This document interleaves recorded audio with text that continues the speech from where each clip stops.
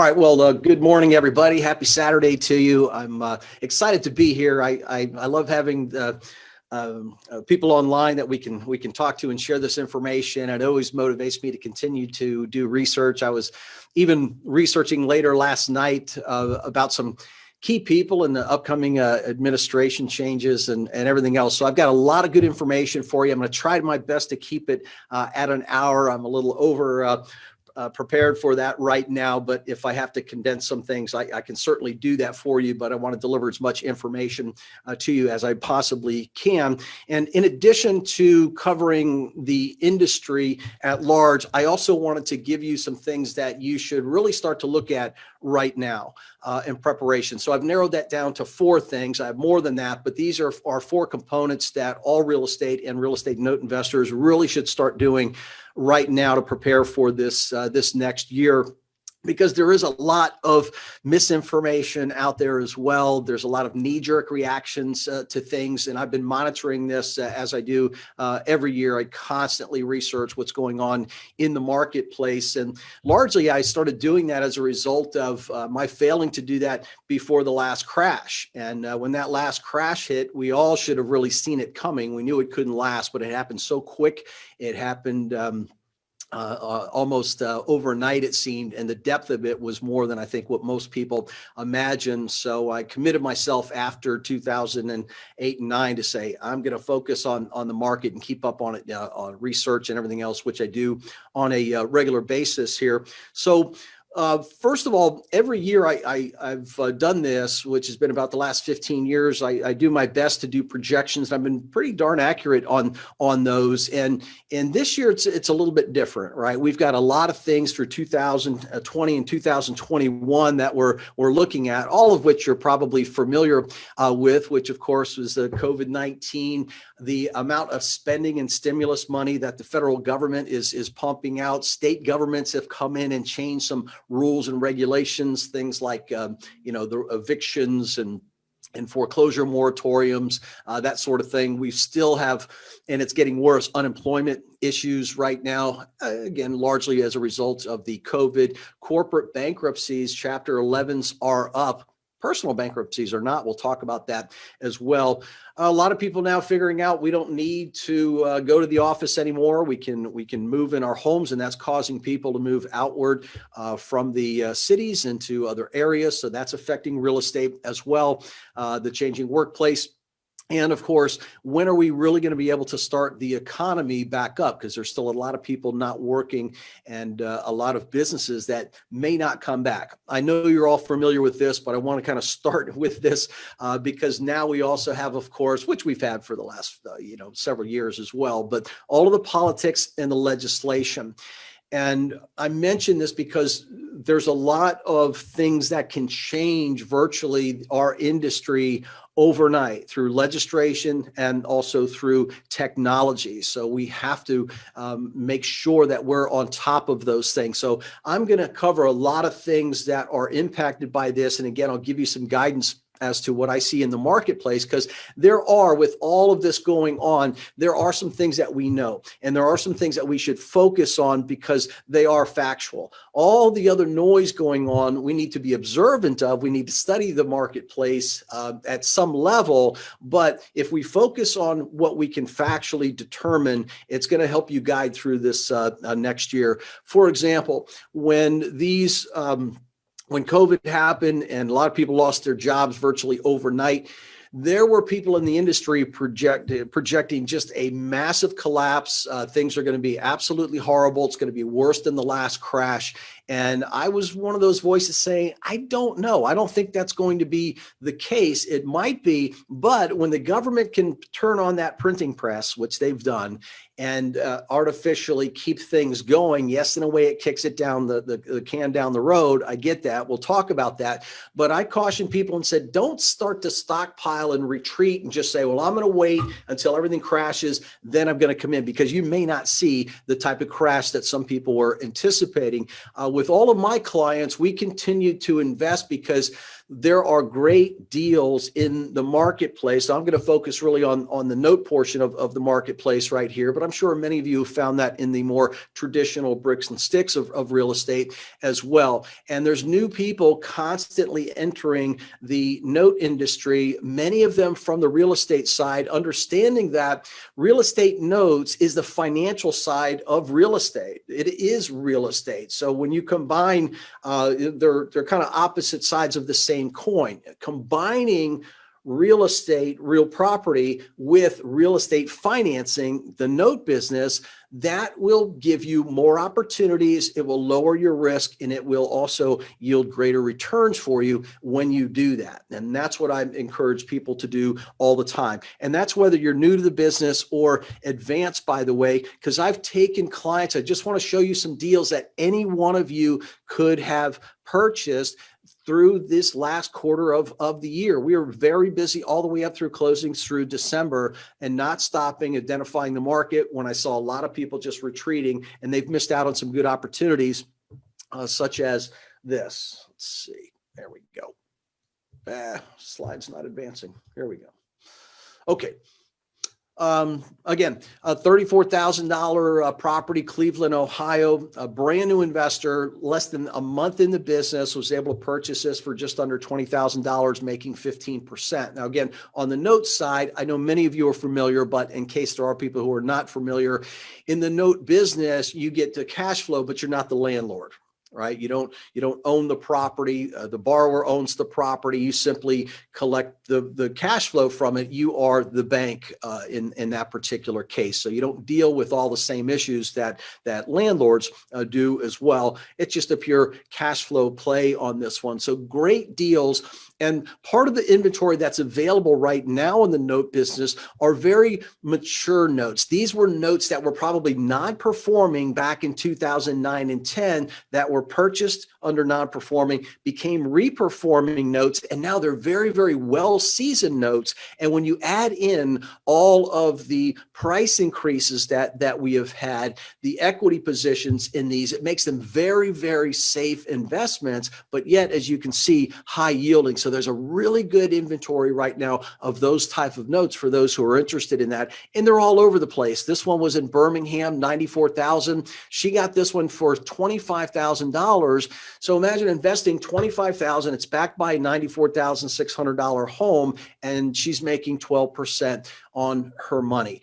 If property values go down, which we'll talk about as well, are you able to absorb any decreases in prices? Certainly in cases like this, our investors are. Here's another one in Illinois, 25,000. They purchased this, and what they got in return, it's basically in the note business, you're trading present dollars for future dollars. So they traded, if you will, they purchased, they invested $22,500. In return, they're getting 163 payments of $344 per month, which if you run that through a financial calculator, is going to tell you that's 16% per year. These are all deals purchased within the last couple of months of the year, and largely from investors who can't find inventory, or they're tired of the landlord concept, and they want to, at a minimum, diversify their portfolio. And some people are just starting to focus just more on notes in the current market conditions. And they go all over. I showed you some lower price band, by the way. I'll show you some higher ones. Yes.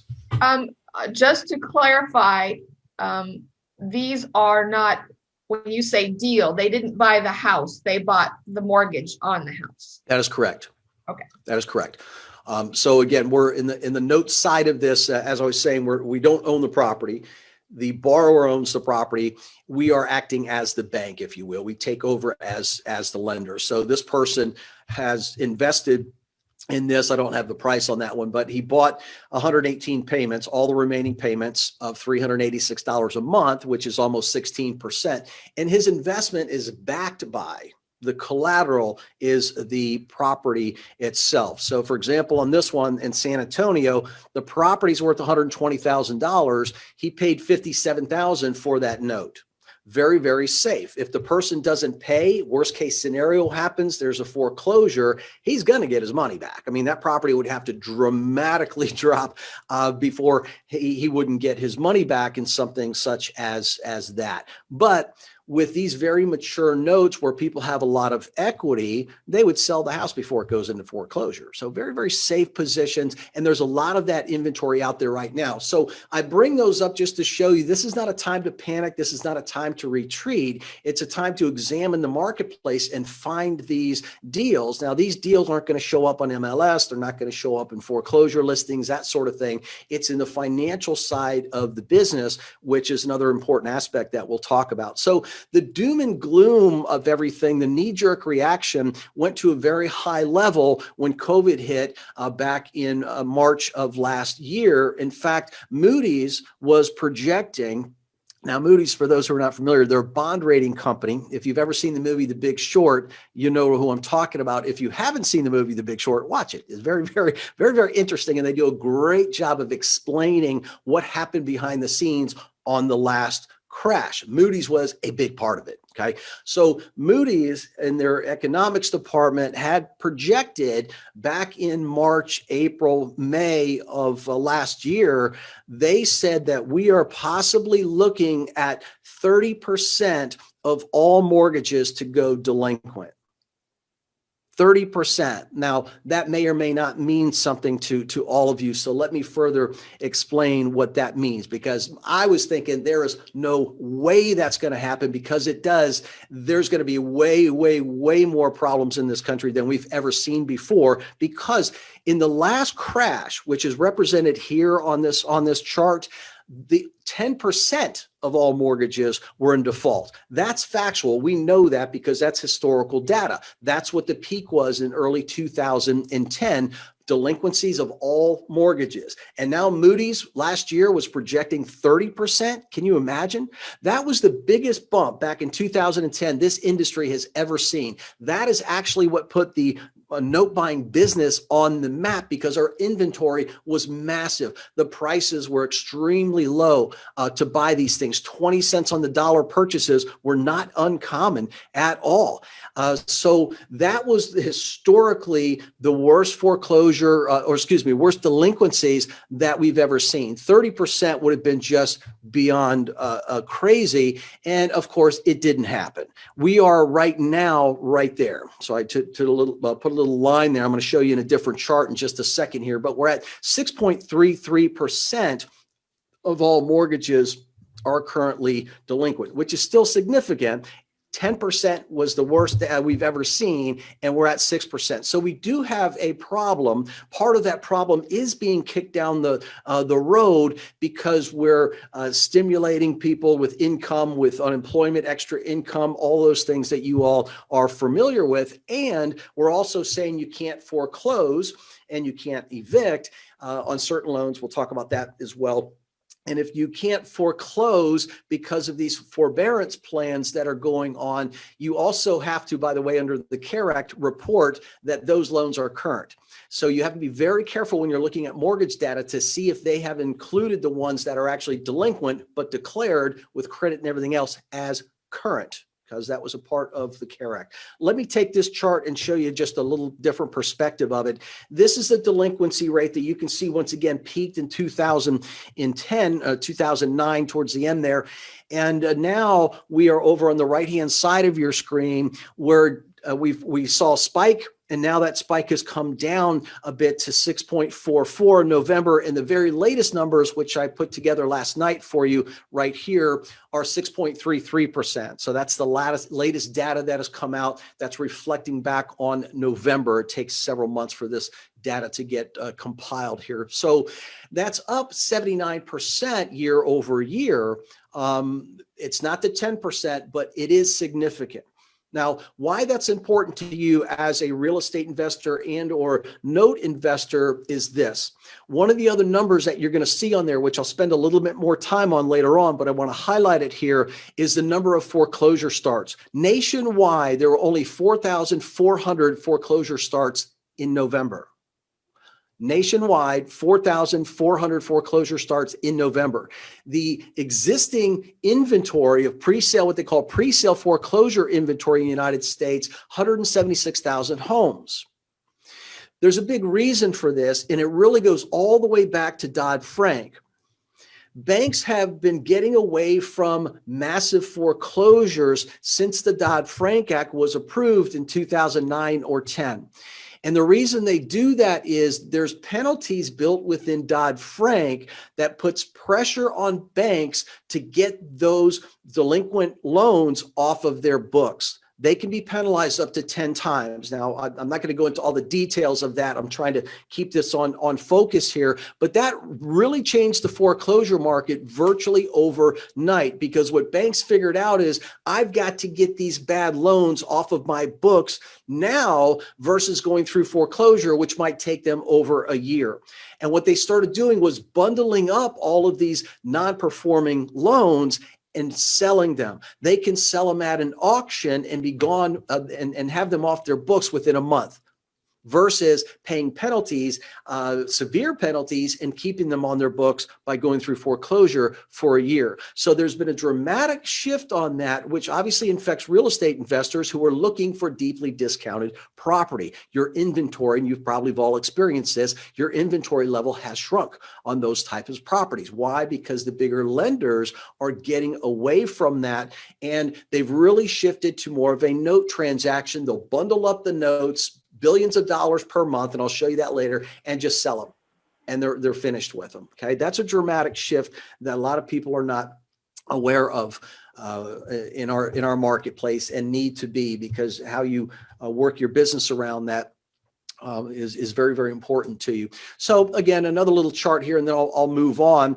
But you can see that spike once again, and you can see in 2000, in the second and third quarter, is when things started to go up again. This is creating future inventory for real estate investors, but not in the foreclosure market. The future inventory opportunities from this spike is going to be in the financial side, which is the note business, because these properties will never go through foreclosure. They'll be bundled up. The notes will be bundled up and sold. That's where you're going to find those opportunities, not at the courthouse, not at the pre-foreclosure market, because you won't see that. Okay, that's a change in the marketplace. Now, I know I've spent a good amount of time on the same topic here, and I have a lot of things to get to, but it's very, very important topic, and illustrated by CoreLogic. Now, CoreLogic is a big company, national company, and they're one of the sources that I use for all of this data. And you'll notice I do source everything here, but I want to point out some things. I know there's a lot on this slide. I cut and paste right from their latest report, economic reports that came out. And what I want you to see, and I'll highlight it here, is as they track this data and they saw the spike going up, which I showed you in the chart already in April, and now it's come down a little bit, they went back and looked at 2008. And what they saw in the mortgage-backed securities, you can see it there, is, interestingly enough, in 2008, in April, there was a spike in 30-day delinquencies. In May, there was a spike in 60-day delinquencies. In June, there was a spike in 90 days delinquency. And that's when people get on that slippery slope. When people get to 90-day delinquency, the percentage that will ever get current again just falls off. There's nothing there. 30 days, they can catch up. 60 days, a lot of them can catch up. 90 days, they're not going to be able to catch up. And that's when it gets worse and worse and worse. And eventually foreclosure or loan modification or deed in lieu, that will come into place here. So what we're seeing in 2020 was a reflection, really month to month, of what we saw in 2008. And that's why CoreLogic is projecting that we could see as many as 3 million homes in serious delinquencies, that's 90 days or more, serious delinquencies, by the end of 2021.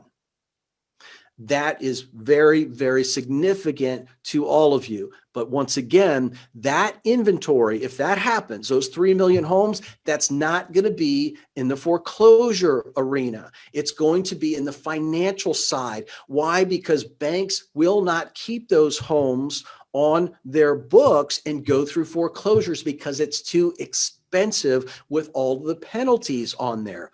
Okay, so imagine you have $1 million worth of non-performing notes on your books as a bank, and the Fed is saying you've got to hold $10 million 10 times in cash reserves.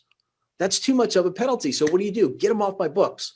Those will be sold, and there'll be a funnel where these notes are sold on auctions. It'll go to big companies. Those companies will break them into smaller pieces, and that'll trickle down to individual investors in certain markets. Okay, so this is going to be a bit of a repeat, albeit smaller than what we saw in 2008. And CoreLogic tracks this on a monthly basis. They put out monthly reports, and they have a very good blog system and everything else. What's been holding a lot of this back already has been the CARE Act, right? So the CARE Act is the one that said you can't foreclose, you can't do this, we're going to provide stimulus, we're going to do this. And that relief bill was signed into place. Now, some of that was set to expire in December 31st. Many of you are probably familiar with this, but they have extended this already, the foreclosure and REO evictions through January 31st, 2021. But the way they wrote it, and this is right from the Federal Housing Financial Agency, is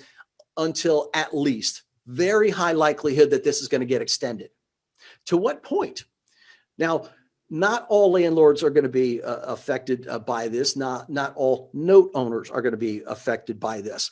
These moratoriums are the ones that are backed by federal money, the enterprises, as they're calling them in this article, Fannie Mae and Freddie Mac. Okay, so when this paper is traded and the government backs all of these loans that the banks are doing, and non-banks, by the way, to a high degree these days, those type of loans automatically fall under these categories. If you're a landlord who has borrowed money and that borrowed money is backed by Fannie and Freddie, you can't do evictions on there. Now, in addition to this, some states and counties have enacted their own moratoriums. So this is a bit of a game changer, especially for landlords. I would bet anything that there are some landlords right now on this webinar that are going, yeah, I've got people who are not paying rent. I've got this and that happening. And part of it is public perception. In our business, if I do a seller finance loan to somebody, none of this applies to me. Right? None of it applies to my borrower. I'm not backed by federal money.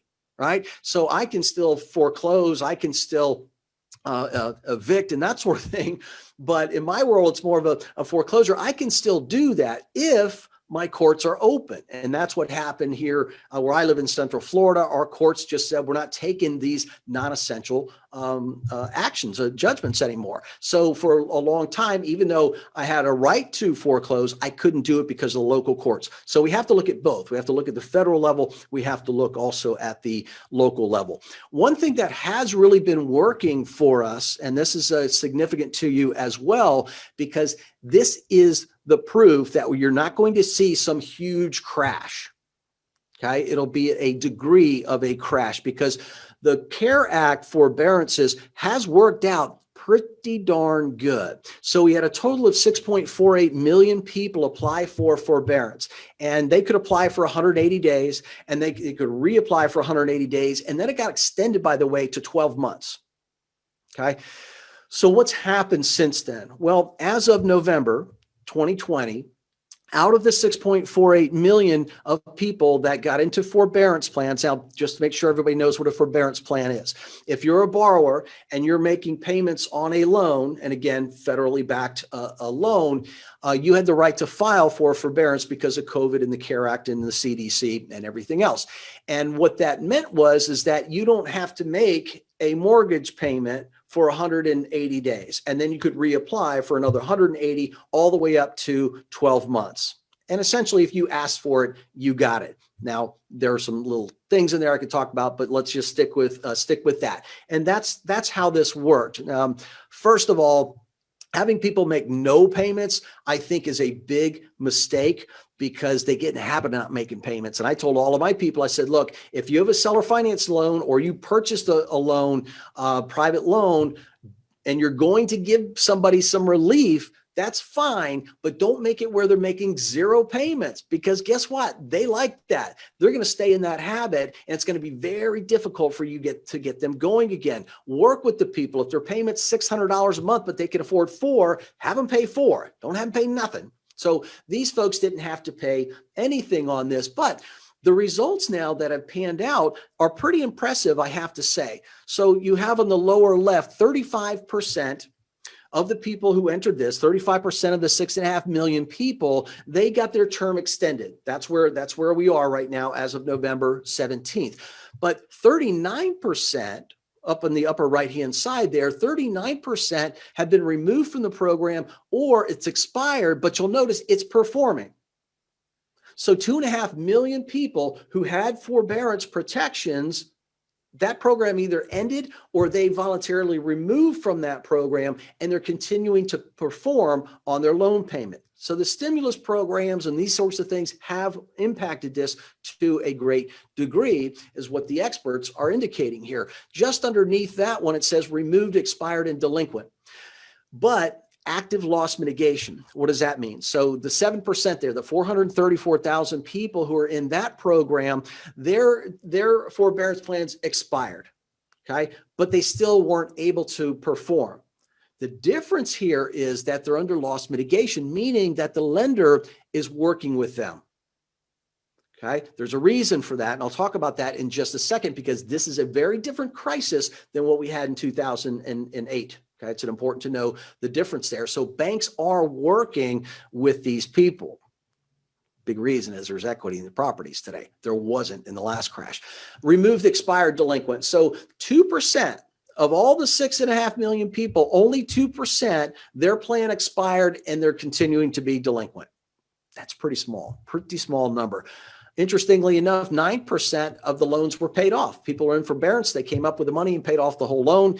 And then you can see the active forbearance original term. They're still under the original 180, 360, whatever it was plan at this point in time. So again, the big difference in all of this is there is equity in properties. And when there's equity in properties, lenders can work with you. If you go back, for example, in the crash 2008, we bought a lot of loans where the property was initially worth $200,000. Now it's worth $100,000, but the people still owe $180,000. There's no equity in that, and you can't. It's very difficult to work with borrowers when you have that. When borrowers have equity, then there's more willingness for banks and bigger lenders to work with people. Now, that growth rate, as you can see, is slowing, which means property values are starting to peak out, which shouldn't be a surprise to everybody. We've had tremendous growth in property values since 2010, but now they're starting to peak out. In fact, many experts are looking at key markets, and the property values are way, way, way above what they were in the last bubble. So there's a lot of speculation that we really are already in a bubble for that. March is going to be an interesting month with all of this forbearance, because in March, you'll see that 26% or so of the active forbearance plans, those expire. Okay, so the 12 months plans, we didn't have that much in January, and that's why the numbers, which I'll show you again in just a minute, they didn't change that much. But in March, it's going to be a big deal. And we'll see what happens April, May as to, are these folks able to make the payments again or not? And that'll be an indicator. Are we going to hit that 3 million of severely delinquent, or are things going to kind of smooth out just a little bit here? So foreclosures is not where the marketplace really has moved to from the lender side. It's gone over to packaging these notes and selling them. And to give you an example of that, by the way, this sale, I just pulled this last night. This was the 18th overall, but fourth sale that Fannie Mae did. Now, Fannie Mae is just one entity that does these sales, but they're the easiest to track and look at. So I just pulled that. They had in October, they sold 6,300 loans with a principal balance of 734 million. The sale before that was 8 billion, by the way, or I'm sorry, over the year it was 8 billion. My apologies. So it was a couple billion the month or two before that one. So this was a relatively smaller sale. But my point is just showing you what these entities are doing. When banks create loans, they really sell the paper to Fannie Mae. And when those loans go bad, they're looking to rework those loans. That's what reperforming is. But if you read into the article, some of these loans may be up to 90 days delinquent. They're not performing. Okay, they're at that slippery slope right here. So Fannie Mae is not as active of taking these properties and selling the properties. What are they doing? They're bundling the paper and selling the paper.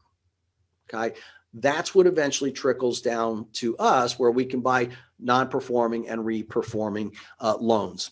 Okay.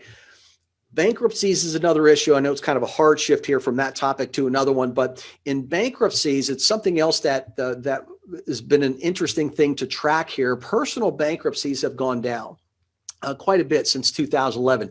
In the crash of 2008, 9, and 10, you can see over a million people had filed bankruptcy, and that has dramatically fallen off, and it really dropped down in 2020. Experts are projecting that this number may go up. Why? Because many landlords are not being paid, but they still have the right to sue for that money. So there's an expectation that there will be some lawsuits that are going to be filed on a national basis, which will increase the number of bankruptcies. Now, what importance does that have to a real estate or real estate note investor? In the real estate note business, we look for bankruptcy notes.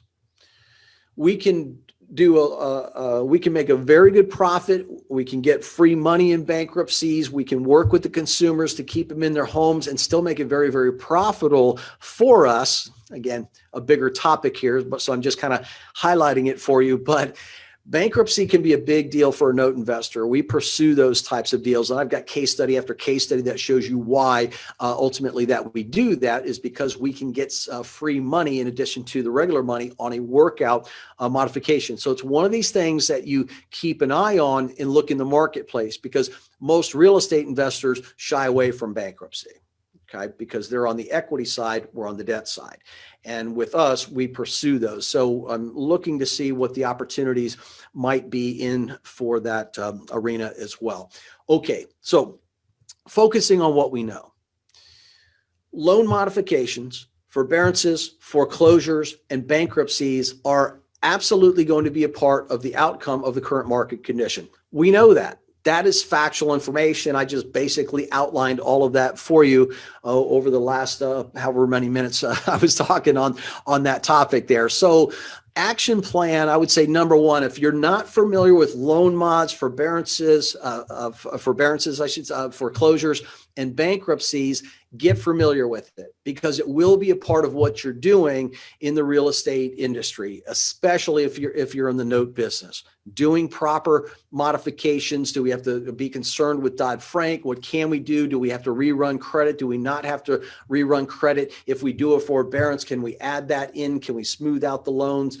There's all sorts of things that we can do. And if you're not sharp on that, and foreclosures of what's going on in your local area, what might be going on in other states you're investing in, and what happens if people go into bankruptcy. If you're not familiar with that, you need to be. Why? Because that's coming. That's going to be a big part of what's going on in 2021. The government programs are really starting to push loan modifications. They want to work with the borrowers. They don't. No administration wants to see millions of people lose their homes, right? So study up on those would be a great idea for you to do, real estate and real estate note investors. Here's another good one for you. Let's talk about this. The prices on real estate have been going great since 2010, right? And if you've been investing in real estate, if you have rental properties, I'm sure that you've seen great appreciation in those. What about affordability, though? So we can see the median sold price of existing homes has continued to go up. Now, this is on a national basis, right? All real estate's local. Your prices may not be that. They're certainly not that in Central Florida where I live, and they're probably not out there in most areas of Kansas and Missouri, where most of you are. But nationwide, this is an overall trend. And when these overall trends happen, the government takes notice of this because they're thinking in terms of affordability.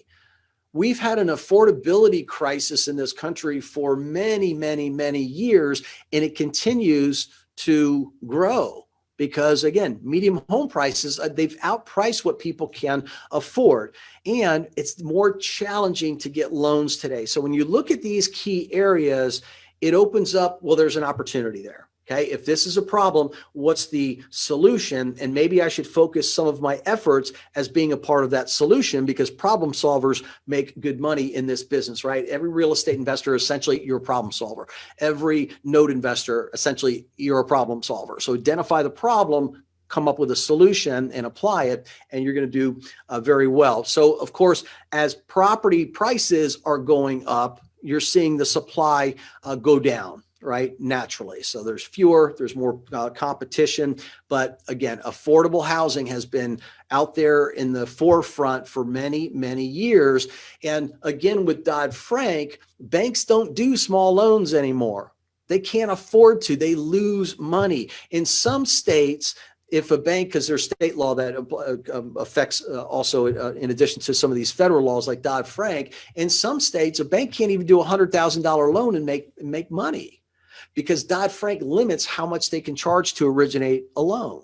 So these headlines are really, really easy to find. And Bank of America, for example, you can go right on their website, minimum mortgage, $75,000. That's it. Okay. They don't go below that. Why? Because at 75 grand, they're breaking even.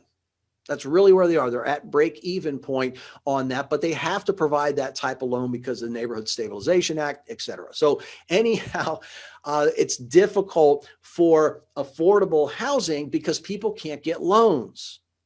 We can provide loans. We can buy those properties cheap. We can provide those loans. That's a solution.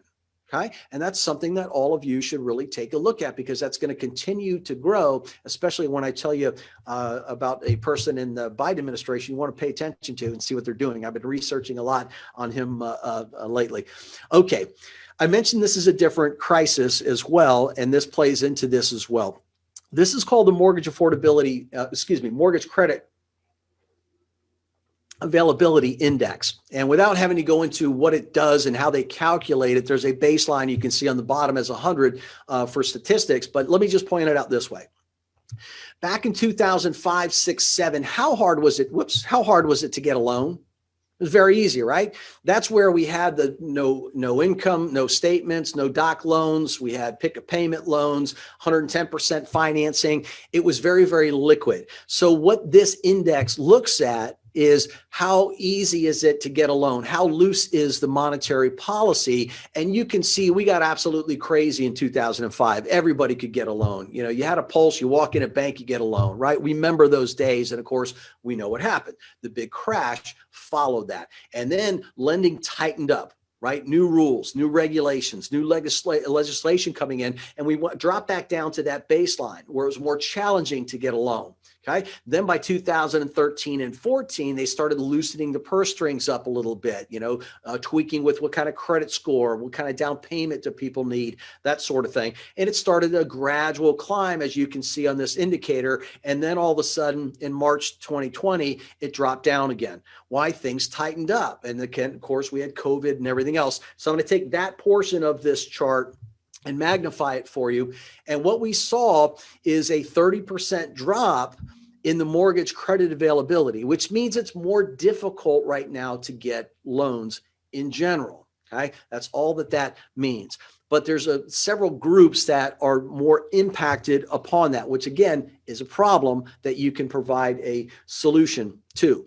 So what is that? Borrowers with lower credit scores, much more difficult to get loans these days because, again, banks don't want to take on bad debt right now. They've got enough, right? They understand what's going on in the overall economy. When are we starting again? People aren't making money. What if the stimulus stops? What if the extra unemployment stops? What's going to happen? So they're pulling back a little bit, increasing the required credit scores. Higher end loans are affected as well, by the way. Jumbo loans, harder to get. They're not doing jumbo loans over 700,000 in most places now. They've lowered that further down because they don't want to get these big loans. Mortgages with higher loan to value ratios, meaning you put smaller down payments. Those are tougher and tougher to get these days as well. Adjustable rate mortgages, Fannie Mae announced that they're not buying them. So if they're not buying them, banks aren't going to create them. So there's no adjustable where you can start low and build up. And then finally, non-qualified mortgages. Okay, we used to call those subprime, right? The subprime days. Those where anybody could get a loan days. They changed it over to non-qualified. essentially means the same thing. A lot of the non-qualified loans are also done by non-banks.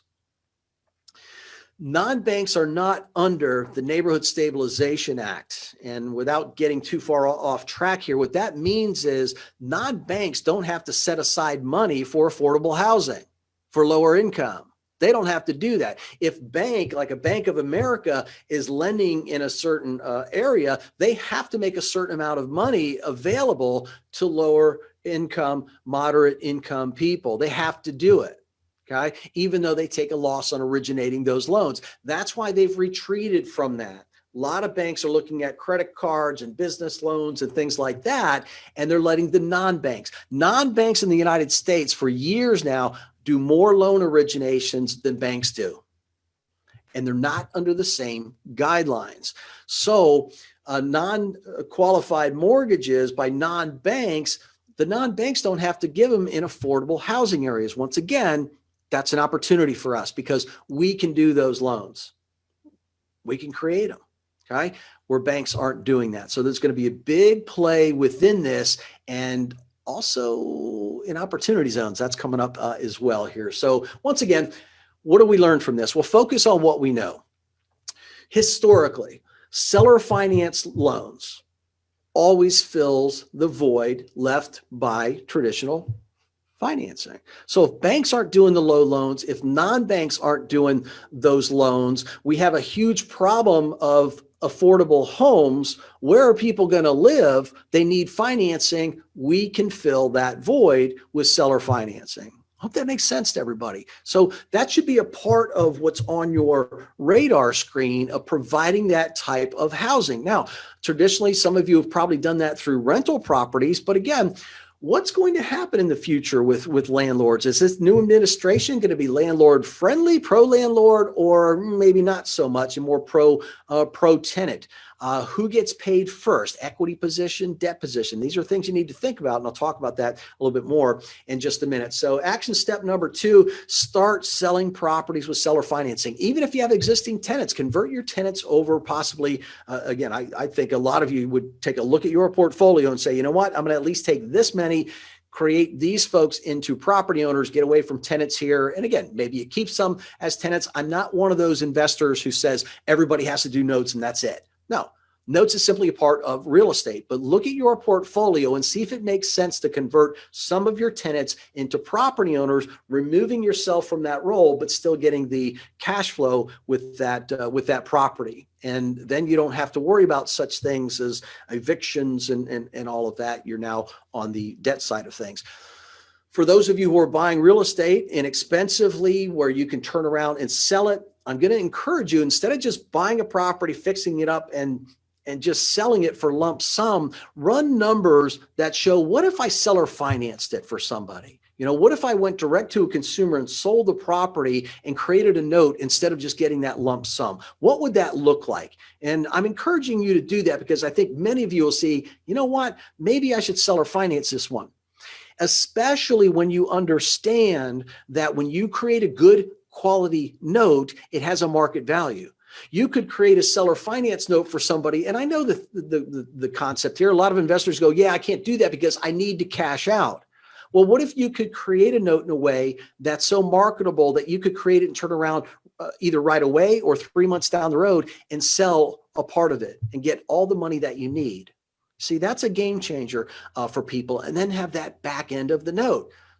Best of both worlds. You get all the money that you need out of that deal, lump sum, but then you own payments into the future, which also have a sellable value. Okay. So that's what I mean by there's techniques here that you can apply as a real estate investor with the finance side. It just gives you so many more opportunities, so many more ways to make a return on investment. And it actually lowers your risk because we don't absolutely know what's going to happen in 2021. There's some factual things, but there's also a lot of things that can dramatically change. And if you have both sides of the coin in your toolbox, you'll be able to adapt to those a heck of a lot better than just keeping the blinders on, saying I'm just focused on long-term rentals or I'm just focused on flipping properties. So start selling with seller financing, especially affordable housing. Why? Because that's where the opportunity is right there. I've shown you that. Home space and build relationships with investors who are creating notes. One of my newer clients, he's from South America. He's been in the country for 2 years, got started with me in the note business, Leandro.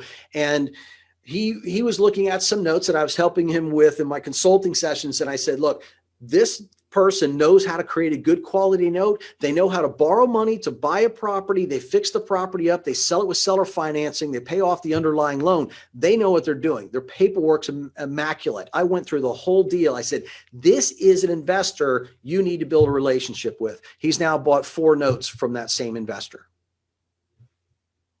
All right. He's his go-to note buyer when this investor creates it. So there's all kinds of ways you can do these sorts of things. All right. Shifting gears into the rental space here. Again, doom and gloom articles came out, May, June, July, 40% are at risk. It's continued, everybody. 40 million. Look, this just came out. I just pulled this article last night. It came out actually in December 11, 2020. CBS News, up to 40 million Americans could lose their homes if Congress doesn't act. It's just, that's just so blown out of proportion. It's absolutely ridiculous, and it scares people. Okay, so we have to drill down to the facts. Now, this is a harder number to figure out here. But there was a study done, and they looked at 11.5 million apartments that were all professionally managed. It's a sample. It's not a direct reflection of the entire market. That's a very small sample considering all the tenants that are in the United States. I get that, but it's the only way that they can do it. So the experts all the way through the government, this is a study that they looked at. And what they found was, believe it or not, 93.6% of the rents are being paid by the end of the month. Now, this is based on, again, 11.5 million apartments. This is not a big glow. This is a sample, statistical sample here. So your experience might be completely different. I'm just delivering the facts of what they have said here. So what they do is they look at this statistical sample and then they project that within the entire industry here. And that could mean that over 3 million renters could be facing eviction. Okay. Still a big number. Okay, but certainly nowhere close to the 40 million that they're projecting on that. But again, if you're in the rental space, you've got some alternatives there. You can convert to tenants. You could then do loan modifications. You could do evictions, or again, you wait and see what the administration is going to do. So be aware of that. It's not the sky is falling. It's obviously a concern. But again, that's just a statistical sample of, there's estimated 107 million tenants on there. So you can look at those studies. So a couple of things that you need to think about. Will property values continue to rise? Well, I've shown you that the equity positions have leveled out. And that's an indicator that property values are reaching a peak. Again, all real estate is local, but on a national basis, it looks like things are starting to peak. If things get worse, are we looking to see worst case scenario? Property values dropping. Now, all of a sudden, people's equity is starting to be diminished. Are we going to start up the economy again? Are businesses going to come back? There's a lot of things in question. So as you're investing, you have to think in terms of, could I absorb a 20% drop in property values? Could I absorb that and still be okay? And that's something that you would need to look at in your own portfolio. Again, I encourage you to look at the note side if you're not in it already, because who gets paid first, by the way, when things go bad? Debt owners or equity owners? Always debt owners. Always debt owners. And that includes in the stock market, right? If a company goes belly up, who gets paid first? The debt owners, the bondholders get paid first, right? If there's any equity after that, the equity owners get paid. In the real estate, same thing. If we own the debt on that property and things go worse, that's our collateral. Okay, we get paid first. Other lien holders behind us don't get anything, and equity owners don't get anything if it's worst case scenario. So if you've got portfolio of just real estate, it may again be time to start to look at, maybe I should start to diversify a little bit more. If you're new to the business and you're looking at getting involved in real estate and you're new to the whole concept here, again, do the same thing. Look at the note side, weigh your risk. Look at the equity side. and all of this and work accordingly. But I think diversification is going to be the key here. Oftentimes the cash flow can be more predictable than appreciation. Okay, because there's a lot of things that we can't control with appreciation that happen on a more national basis, where cash flow has a tendency to be more localized with the borrowers that we work with. Okay, so good. We're in good shape here. Take note of this individual. Okay, Jared Bernstein. Okay. Jared Bernstein was the keynote speaker. As you can see, this is just a snapshot from the National Association of Realtors at their December 2020 Residential Issues and Trends Forum. Jared Bernstein has been a chief economist advisor to Joe Biden since he was VP. Okay. Many of his decisions in the Obama administration were played out. It says here on their keynote, likely appointment, he was appointed. And not only was he appointed, he's going to run that council. So this is an important person that has the ear of Joe Biden. And there's some things that he talked about at this forum that should pique our interest, of something to look at and continue to monitor, because a lot of what Jared says, that ends up happening. Okay, so you can Google search him. He's got a blog. The blog's a little stiff, if you will. It's a little boring. He mostly talks about the economy right now, and he doesn't contribute that much, but he does enough articles and things that you can read about and get an insight. So what I started doing was going back and saying, okay, what did he do? Excuse me. What were his ideas in the last crash? Because it's likely that if he liked those ideas then, he might like them again here. And he's got the ear of the incoming president, right? So what did they talk about at this? A home buyer tax credit of $15,000 at the closing. That's a nice incentive for people to buy homes, that sort of thing. So hopefully that increases people buying, but we still have a supply problem. That's not going to help the supply problem, but it is a motivator for people to look at homes. They're talking about expanding the 1031 exchange. I hope that includes from real estate to notes. Don't know if that will happen, but it's something to keep an eye on. They're increasing the type of properties that you can exchange for. They talked about re-examining Fannie and Freddie's role in all of this. They always do that. That's always a topic. And again, if you're not familiar, Fannie Mae, Freddie Mac, they are the big secondary note buyers for our lending industry. When banks originate loans, 90% or more of the loans they originate, they sell to Fannie and Freddie. Most people don't see that because the bank maintains the servicing rights. You're still making the payments to the bank, but the bank already sold the paper. Right? Lenders are in the paper business. Banks sell their paper at a discount to Fannie and Freddie. That's why when there's a foreclosure, you see the bank foreclosing at the very end. They do an assignment of foreclosure position, and then Fannie Mae has those assets on their books, and they either sell those or they sell them before they get to that point. They also talked about Biden's going to have, or at least he's going to advise Biden to have a looser monetary policy. That means that credit availability index we were talking about, look for that to go up. Look for new loan programs to come out for people. And again, this can affect a variety of different ways for people in the real estate business, but expect to start to see probably within the second quarter for sure. I would say you're going to see some new loan programs that are available to people. So that should be interesting to play out. Possibly extend the mortgage forbearance. Okay. Now, again, this is on loans that are backed by the enterprises, Fannie and Freddie. This is not seller financing. So if I do a seller finance loan, I am not under any obligation to do a forbearance at all. It's a private loan. I want to make sure that we're very, very clear on that. That's just on the federal level here. But again, what's going to happen? Are we just going to continue to kick this can down the road and build up another bubble, which will eventually crash? At some point in time, people have got to stay. They've got to pay to stay.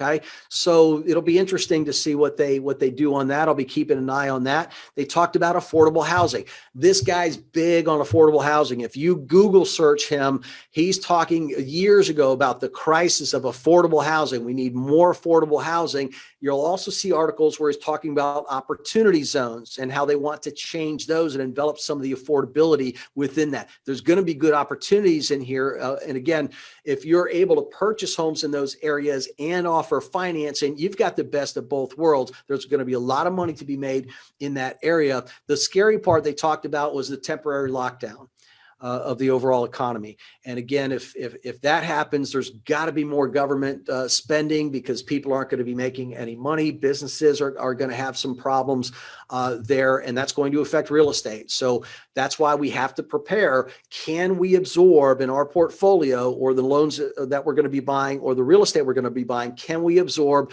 a little gut punch? Can we absorb a drop in those prices? And I would get ready for that. Another thing that I'm hoping comes back, and it may, because they've done with, oh, I thought I had it in here.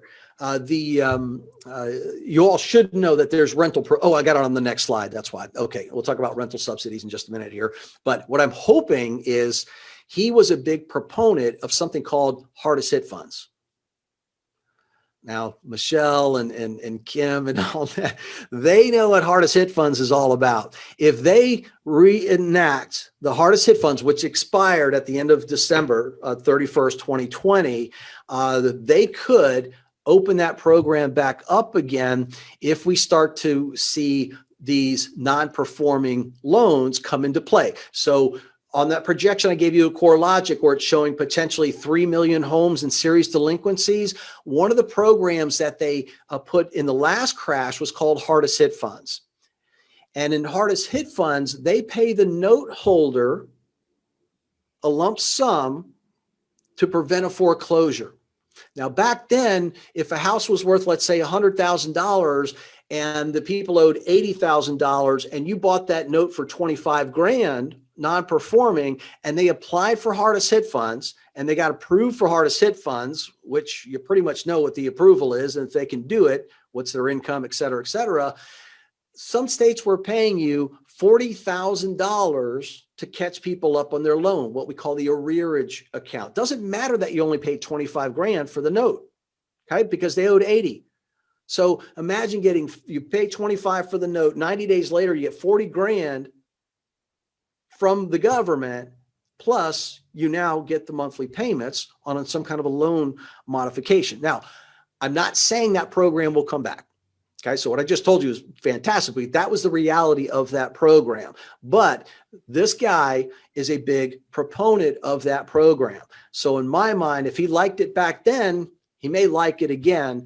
And if you're not in the note business, if they do that, you are just leaving all kinds of money on the table. So keep your eyes open for that. You can Google search hardest hit funds. You'll see the Secretary of Treasury website. And I'm keeping an eye on that, because if they open that back up, it's going to be very financially lucrative for anybody who's involved in the business. And it's going to be good for the consumer that can stay in the home. So keep an eye on that one. So item number 3 then is learn and stay on top of all the new government programs, including rent subsidies. They put they put a lot of money, I can't remember the exact number, of rent subsidies that are available. Some of these programs you can actually apply on behalf of the tenant. The tenant has to sign off. So don't rely on your tenants to follow these programs, because they're not going to. It's up to you to be proactive. And by the way, Kim, I think you put out something on Twitter this morning about that outlines some of those programs. So check that out. Rent subsidies, mortgage relief. There's going to be mortgage relief programs. Will it be hardest hit funds? Will it be something different than that? Don't know yet, but I'm keeping an eye on it because that can be a dramatic impact on your bottom line and really help people as well. And of course, there'll be some more down payment assistant programs that are coming up. There's going to be a looser monetary. If, again, this guy has the ear of the president, we know that for sure. He's done these type of things in the past, so it's likely that they will repeat those. So focus again on what we know, which is this. there are financial aspects of this business. There's the brick and mortar of this business. And if you understand both of those, in other words, combine the best of real estate techniques with note techniques, more opportunities, more flexibility within a changing marketplace, including on the buy side. On the buy side, learn new techniques. If you don't know how to buy subject to, there's good opportunities in the market right now for that. You can buy subject to and actually sell it on a wraparound. Okay, so creating seller financing with a well-known, well played out real estate technique, buying subject to the existing mortgage, but how do I get out? You can just lump sum it or sell it on a wraparound. Okay, I've seen a lot of those come across my my desk as well. So that's a very effective strategy right now. And also combine options with seller financing. Sometimes we sell with two notes. Sometimes we do a lease purchase agreement where we lease the property for 12 months. That gets us into long-term capital gains, and then sell it with seller financing at that point in time. Better tenant, better use of the property, higher rent, and then you turn around and sell it with seller financing, removing yourself from that role. All kinds of things that you can do on that, again, to maximize your returns.